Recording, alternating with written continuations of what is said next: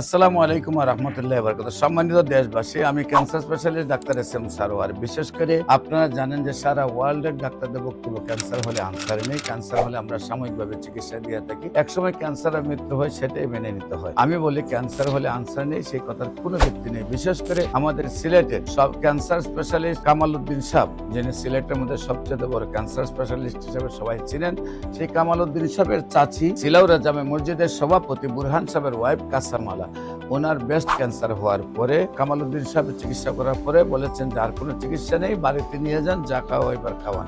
তারপর আল্লাহর রসুল সহমতে চিকিৎসা করেছি। কাসামালা বুরহান সাহেবের ওয়াইফ, আপনার সিলেটের আপনার ক্যান্সার স্পেশালিস্ট কামাল উদ্দিন সাহেবের স্ত্রী আল্লাহর রহমতে সুন্দরভাবে সুস্থ হয়েছে আজ থেকে আরো 20 বছর আগে।